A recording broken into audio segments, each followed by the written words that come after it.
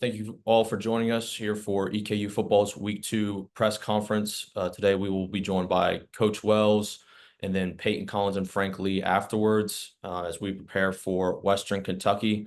With that, I'm going to turn it over to Coach. Coach, if you could start with just your opening statements, and then for everybody, if you could either use the raised hand function or type in the chat if you have a question, we'll get to your questions. All right, thanks for everybody being here. Obviously not the results we wanted in Starkville, Mississippi last weekend, but I think there were some positives that came out of the game as we were watching the film and as we reviewed the film with the players yesterday and got back and saw some efforts and some good things that we did on film. Got to be more consistent, as we all know, and play at a higher level than what we played at. But Mississippi State's a good football team, so a lot of credit goes to them. And now we're moving on to the Battle of the Bluegrass, which will be, I think, my 13th or 14th edition. And so I'm excited to get back into that and back in the state of Kentucky and travel down to Bowling Green, where I spent a lot of time and a lot of our coaches have, and go down there and face a really good Western Kentucky football team, as you can see on film. But obviously they didn't have the results they wanted last weekend either. We both ran into some buzzsaws in the SEC, but it'll be a great matchup. A lot of great history behind this game, and with their success at Conference USA last year and everything, I'm sure they'll be ready to go. So with that, I'll open it up for questions. All right, Michael Watkins, if you want to start us off, and then we'll go to Cam. It seemed like early on in the game you were trying to kind of establish the run. Was that to get the run game going, or more maybe to try to slow them down? Because we know they like to get up and down the field. Well, I think the tempo is something that everybody knew that Coach Levy and his offenses are known for. And as we wanted to be able to ball control some. I think part of it, we wanted to get our quarterback in that situation with us. Get him started, not put all the pressure on him to do some things, which we ended up cutting him loose and letting him go a little bit. You can see he has the ability to do some things, and we weren't in third and long a lot, after first and second down. So you're trying to get manageable and rattle some first downs together. When we go into games like that, you're thinking 2 first downs every possession if you can, which obviously didn't happen, but that's what you're looking for. To maintain the football, keep the football away from them, and to change field position, so to speak. And so those were our goals, and we didn't meet them. But I thought our running game did get going a little bit. And I thought our guys up front did a nice job against an SEC defensive line. It's always, they got 2 of the best defensive linemen in the NFL right now playing, from there. So they've always got some really good guys. So I was pleased with how we ran the football. Talk about with the matchup for Western coming up. Will you maybe open up the offense a little bit more, or will it be more game plan specific? Kind of see how the maybe first quarter goes before you decide how that goes. Well, I think we are who we are. I mean, we're going to run the ball, we're going to throw the ball, play action pass, RPOs. I don't think opening up the offense has ever been how do I say this, a problem around here with us. I mean, we've had some of the most prolific offenses in EKU history. We do have a different quarterback, and so we wanted to make sure that he was ready. It was pouring rain, there was a lot of factors that went into what we were thinking about and how we were trying to play. They got on us with some explosions early, so we had to, get away from that a little bit. But our goal was to do what I just said we wanted to do. So, we'll be who we are offensively. We don't really stand away from that against whoever we're playing. We have game plans for each team, and what they can do and how they can affect us. Last one for me. But you talked a lot about the kind of revolving door at wide receiver. We kind of saw that on Saturday as well. But is that something you're still trying to figure out as to who is maybe to play the hot hand type of deal, or more game plan specific on that as well? No, it hasn't been a situation of we don't feel like we have talented players. It's a situation that they haven't been available. And so, you have to work with the quarterback to get the timing, to get all the things that are necessary. So what happened at the end of the game doesn't happen. and so we saw what happened at the end of the game because there was some timing issues, and that's what happened. And so we tried to avoid that, early on in the game to give ourselves a chance to stay in the game.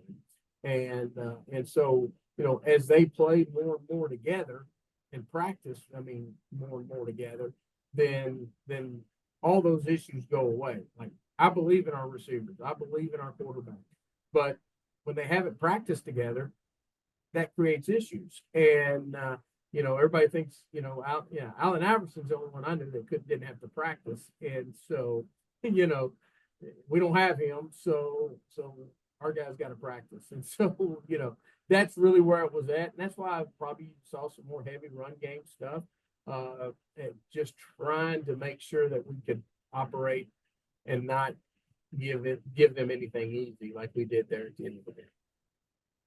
Good luck Saturday. Thank you. All right, Cameron Drummond, you're up.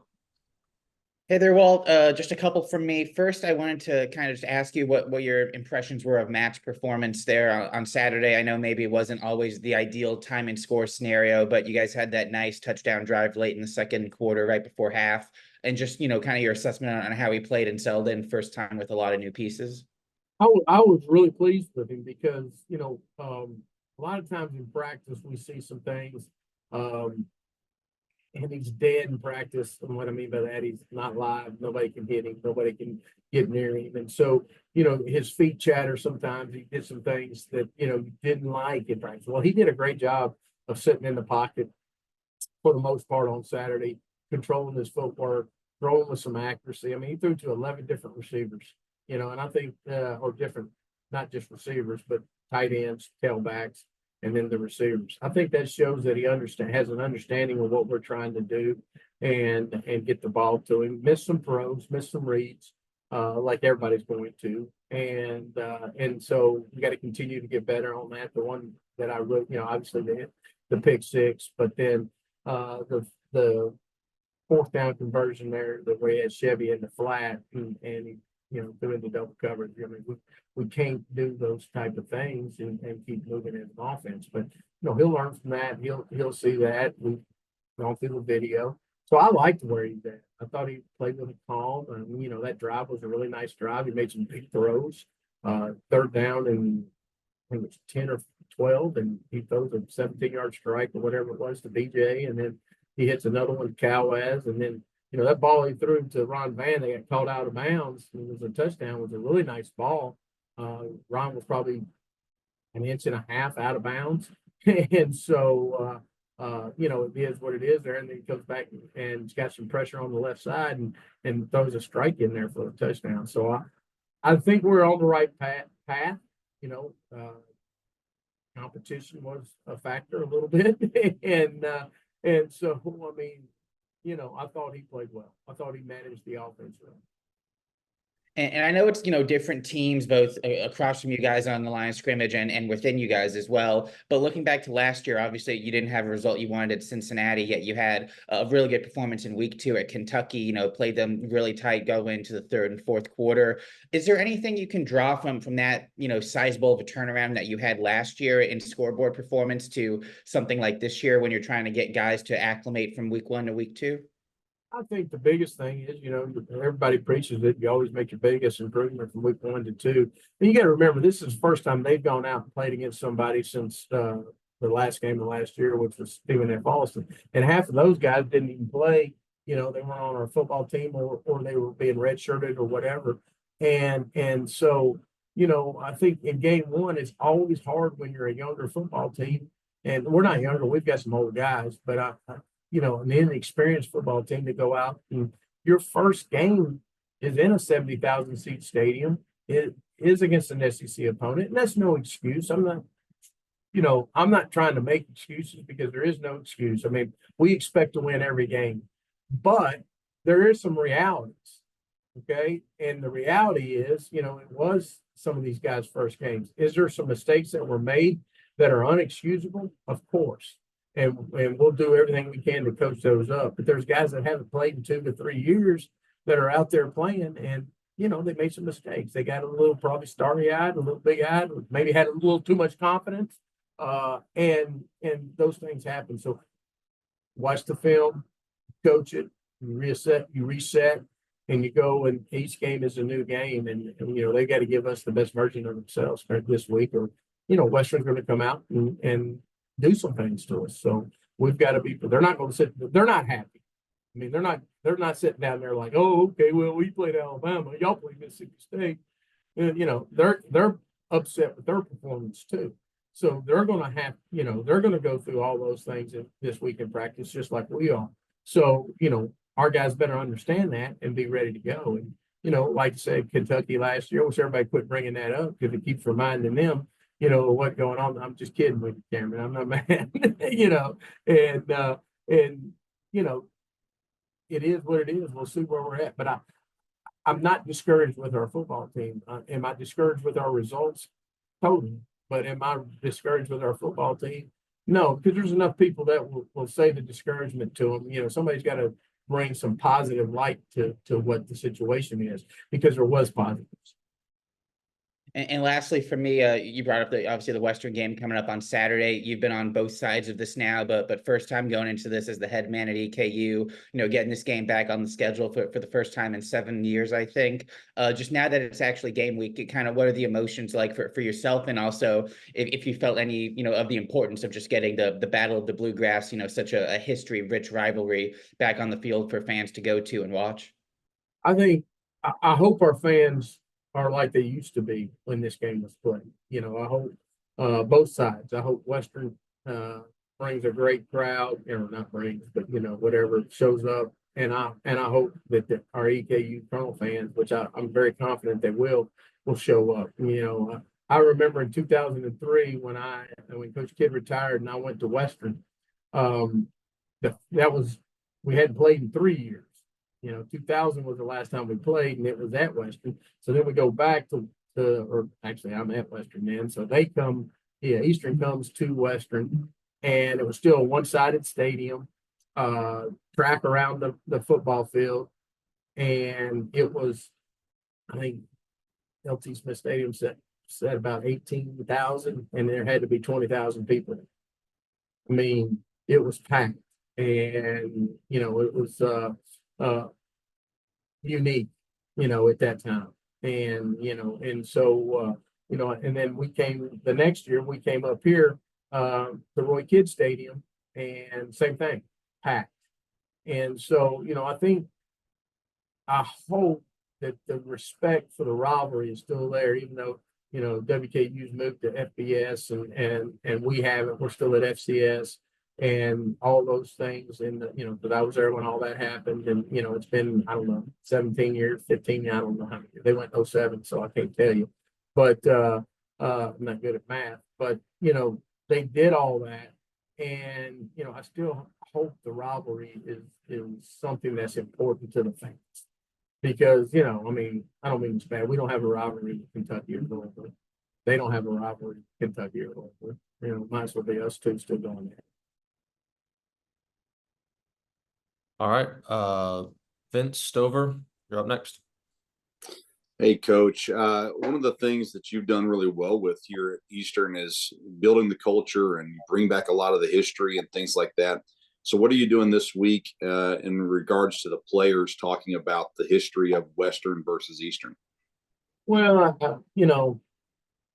Vince, that's important in my opinion, because of the history of the game. And so we've showed them clips. There's a bunch of news. Brian Mountain did a nice job with Coach Kidd's tribute almost a year ago. And so we pulled some of that stuff and have showed them that, and they've heard all that, and they understand what the older players feel like. Obviously what Coach Kidd felt like in those things. But, these guys, they don't really understand it. I mean, the last time it was a series, heck, some of them were probably 5 years old or less, so I don't think they really understand how important of a game it was, not only to Eastern and Western, but to the state of Kentucky in football, because back then Louisville and Kentucky didn't go at it that much. They hadn't started their Governor's Cup stuff, and both of them wasn't as strong football programs as they are now today. And so, you know, Eastern and Western were strong football programs. And so, you know, it's special to a lot of people. And so we just try to remind them, but you know, in the end, you know, it's their time to go out there and play. It's their time to go out there and compete. It's their time to go out there and perform and create value for themselves. And this is a great opportunity to do it. I just tried to let them know that this is what it might be like. I mean, it may not be like our typical go to a G5 stadium, whether, you know, it's half full, maybe a fourth full and play. It might be packed, and you know, it might be loud, and it might, you know, you might see some hatred, and that's a good thing. You know.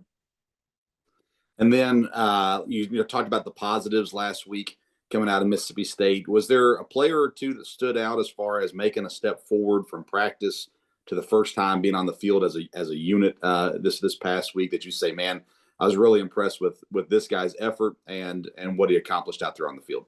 Well, I think there's a lot of guys effort wise, and we have some guys hitting and doing some good things. I mean, I thought Marcellus Maddox had a really physical game. I thought he played with some good speed. I like the way Robertson Jackson played.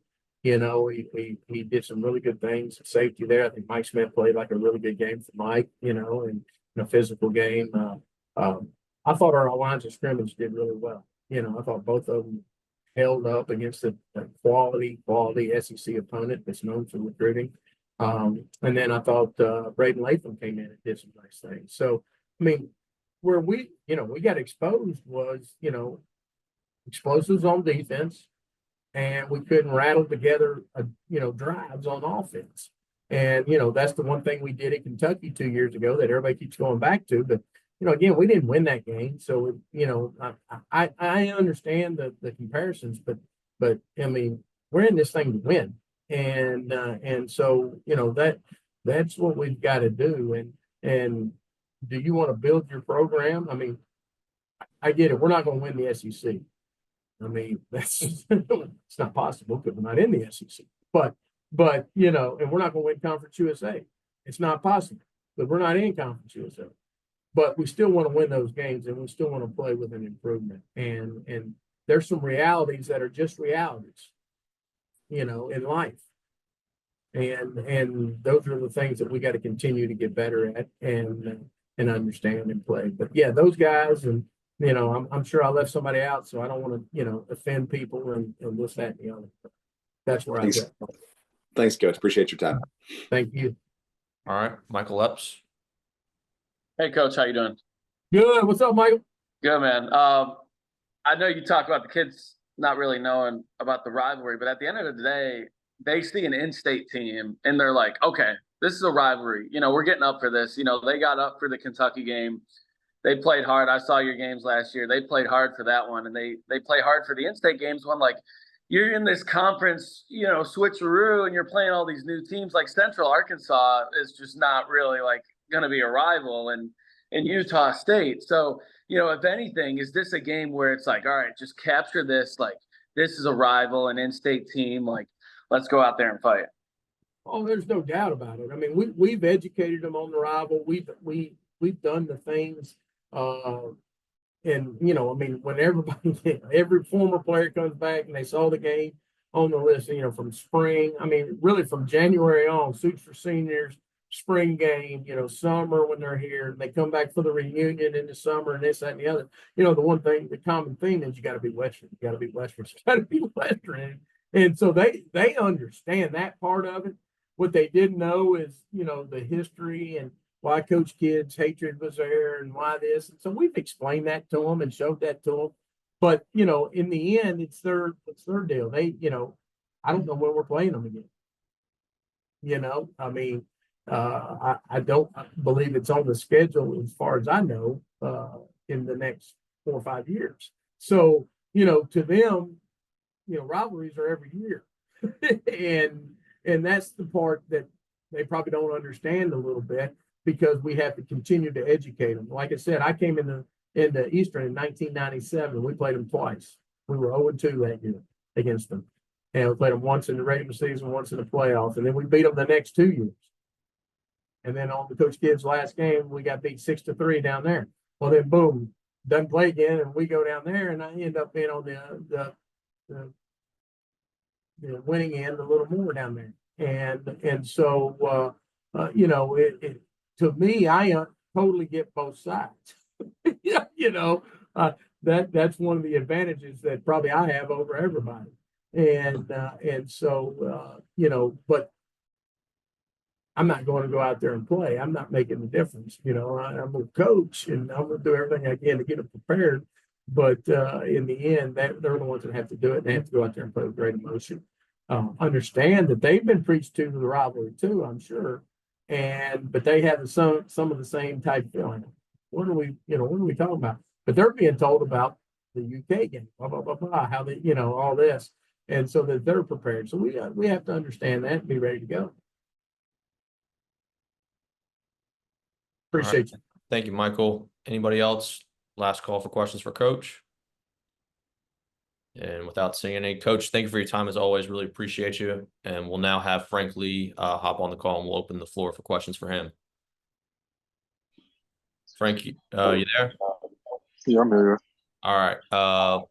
We'll start with Michael Watkins, and then if everybody else, like we did before, if you could use the raise hand function or the messages, and we'll go from there. So, Mike, first questions for Frank. Frank, talk about the feel and the vibe in the locker room following the game Saturday. You all talked. There were some positive things there. So, what was it like in the locker room after the game was over? Of course, everybody just disappointed. Not happy with the outcome. But we also had several people just trying to be positive, looking forward. Saying we got to go to practice and just get better. But me personally, man, I was just upset that we lost. Man, I don't like losing to nobody. But it is what it is. There's nothing we can do about it at this point. You guys prepared for the Western game. Coach talked about the history and everything, and that's a big deal, obviously. But for you guys, it's your game. This is the game that you all are playing. So, what's the conversations been like between you and teammates as you kind of go through things yesterday and maybe even on Sunday, and now getting ready for the game this week? I mean, I personally haven't really spoken a lot to my teammates, in regards to the rivalry or whatever. We just treat every game, the same. Just go out and just do our best to execute and just get us in that win column. All right, Vince, we'll take next questions, and then we'll go Michael Epps afterwards. Hey, Frank, you guys in the game last weekend, it started off a little rough, but it seemed like things really calmed down maybe after the first two drives. How do you feel you guys adjusted in that game to kind of get things under control, I guess? I mean, like Coach Wells saying, playing with a lot of I'm not gonna say inexperienced guys, but I mean that's really what it is. Kind of, they just got to get in, get settled. They're not used to the environment. Just calm down, and then once those emotions, butterflies go away, then they're able to just play the ball that we're used to playing. And then, coming into this week, Michael already asked about the vibe, but what's the mindset, I guess, for you guys with now as a unit, you've had one game under your belt. What kind of confidence that you guys built last week to head into this week against Western? I definitely feel for those who didn't get to experience playing, WKU or whatever, larger games like that last year. They definitely see that we have the talent to go out and compete with anybody. They just see that those minute details that ended up causing us big explosives or whatever in the end. They really do matter, and I feel like going into practice, they're gonna definitely hone in more.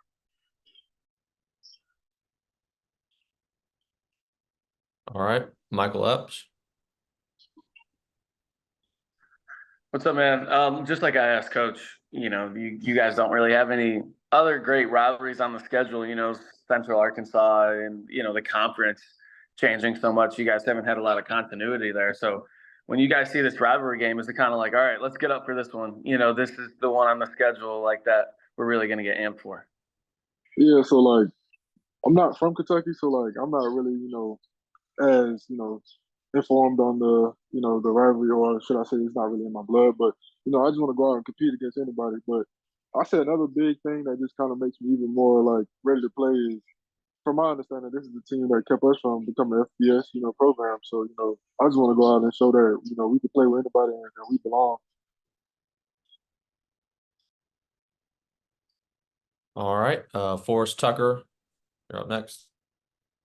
Frank, man, just like you, I'm not from Kentucky either. I'm from kind of near you, man, in Orangeburg. I went to USC, lived in Charleston. Parents live in Beaufort, so I understand where you're coming from, man. Now, growing up, first off, were you a Carolina fan or a Clemson fan, if anything? If anything, I'm going with Carolina. I'm 30 minutes away, so yeah. Of course. So knowing what you know about the electric atmosphere that the Palmetto Bowl, is produced, what do you think about hearing from coach and others on this call, in meetings that these fans are going to come out and there's going to be a little bit of hate that you kind of, thought about. How do you, as a leader, get your team ready to prepare for a really hostile environment away in Bowling Green? I mean, I just try not to treat any game like, I don't want them to think of, this game any more different than any other game. Just go out and just execute what been trained to do in practice. Don't try to do anything outside of your body. Just do what you always do, and everything will play out. Is it difficult sometimes to have the younger guys receive that message, or maybe some stubborn older guys receive that message, or has everybody been on the same page with that so far this week? When we have our first day of practice today, we just had meetings, kind of recapping last week's game yesterday. But I'll just say the biggest thing is just the details, just getting everybody. I tell you that's the hardest thing, just getting everybody to just buy in on doing the small things because, inevitably, when you're doing the same thing over and over, it becomes like redundant, boring.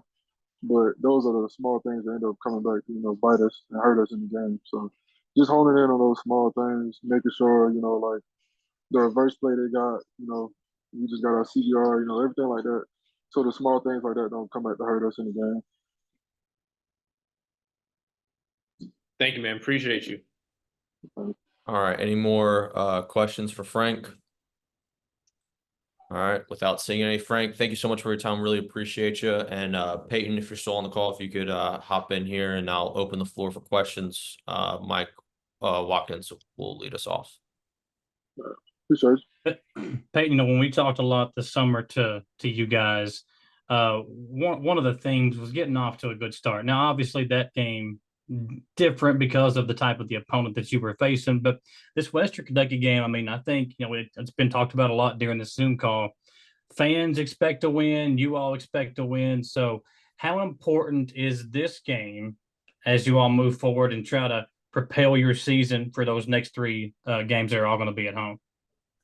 Yeah, just like Coach Wells says, we expect to win every game. And, also he talks a lot about, most teams make their big improvement from week 1 to week 2. So we just have to do a good job and, making that statement come true. We have to make a lot of improvements this week and stuff. And, that all starts in practice. So, yeah, I mean, I think every week, is a big week because you have to learn from the previous game, win or loss, and, just get better every week. About what you saw from Matt, first game for him, obviously in that type of atmosphere, there's going to be a little bit of, jitters and some nervousness, but what did you see from him as far as his command of the huddle, command of the offense in game number 1? I think he did a tremendous job, to be honest. He was voted captain for a reason by, his peers. And, I think he's a great leader. And, I feel very confident with him behind us and, with him calling the shots. And he also has a lot of passion for the game, which, he's always excited. When we scored that touchdown, even though I let up that pressure on him, he was so excited and stuff like that. So I think he's a great football player and a great person, and he's a hell of a leader as well. All right. Forrest, if you want to take away the next one. Peyton, man, when you guys, I know you had a lot of drives and everything as you usually do, but when you don't get, and the scoring chance, you don't convert the scoring chances that you might have wanted to down in Starkville. How do you make sure that you maybe make up for that this week in practice? How do you make sure that you guys are still sharp, despite just not seeing it on tape that you guys can produce in the game? You know what I mean? Yeah. I think that all starts with, the little details. And, you know, I feel like we had a lot of drives during that Mississippi State game where we put ourselves in, you know, super manageable third down, fourth down. You know, we had a lot of, you know, 3rd and 2s, 3rd and 1s, 4th and 1s. And I think we just have to find a better way to, you know, convert those. And, you know, I think we would have seen a lot more points on the board if we could have sustained some of those drives, you know, because we always talk about first down efficiency and second down efficiency. And I feel like, you know, we put ourselves in very manageable third downs a lot of the times. And we just have to do a better job of converting those situations. And I think we'll see more points on the board for sure. Thanks, Peyton. Appreciate it. Thank you. All right, Vince Stover. Hey, Peyton. Obviously, I was going to kind of ask a similar question to Michael about Matt having a new voice there in the huddle and things like that. So if you want to, I don't know if you can touch on that anymore, but then the run game was effective, though. And obviously, you guys knew a lot about Joshua Carter coming into the year, having played with them. And then Brady Latham, man, he stepped up and he did his thing, too. So as an O lineman, how excited were you with the success that you did have on the ground, even though those 3rd and shorts and the 4th downs didn't necessarily come through? Yeah. So first of all, with Matt, yeah, it was weird for me because I've been blocking for Parker for the last 4 years. But no, I was excited to see what he can do. And yeah, I'm excited to go into the next game with him as our quarterback. And then, yeah, as far as our run game, and Braden Latham and stuff, I think Coach Wells have said it before, but I mean, our running group is super, super talented. Like we have some really great running backs on our team. And, you know, they kind of make the O-line look good, like you kind of saw in Mississippi State. And yeah, I think the O-line did do a good job, and all we have to do is just give them a little space, and you know they're going to get 3-4 yards if we just give them a little crease. And yeah, we have to do a much better job in those short yardage situations. And yeah.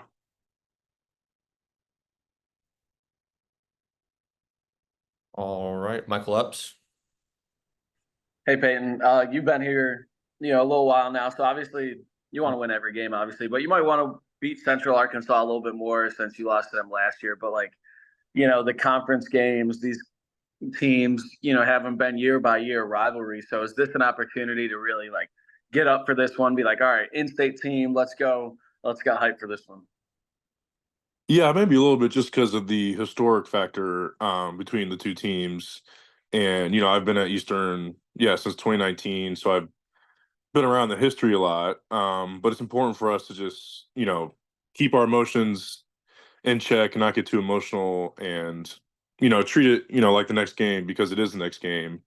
But obviously you're going to have, that historic rivalry in the back of your mind for sure. All right, Cameron Drummond, want to ask your question?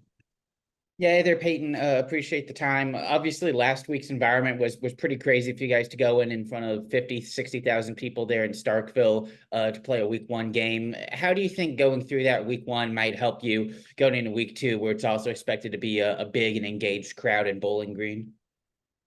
Yeah, I mean, obviously, it's a big environment, it's a loud environment, but to be honest with you, I think, a lot of people thrive on that. You hear all those fans cheering. It's a pretty cool environment to play in. So I think a lot of people are excited to go into another environment like that, to be honest with you.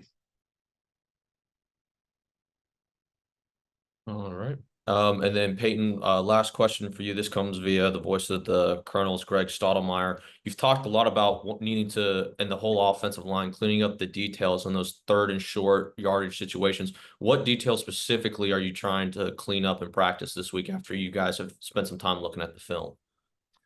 Well, I think first we can do a better job of IDing, the fronts and the mics better and just putting ourselves in better situations with our combos and stuff like that to get more vertical movement. And then also it just starts with our pad level. When it's short yard situation, the D line is going to, come off fire and low, and we have to be able to meet low pads with low pads. So those are 2 big things that we're going to look for in this week to improve on.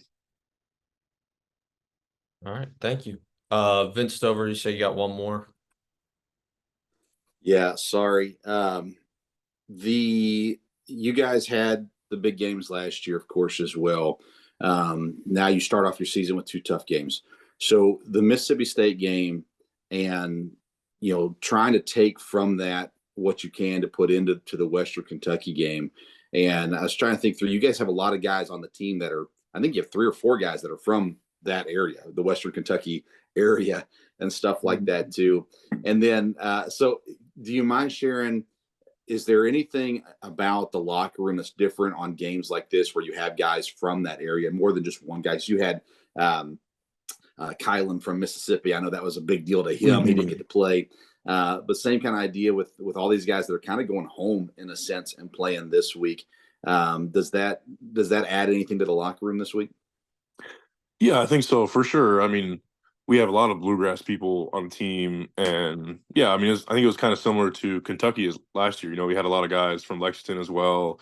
Yeah, so it's just nice for them to go back. I'm sure they'll have a lot of family at the game and stuff like that. And yeah, I think it means a lot to them as well.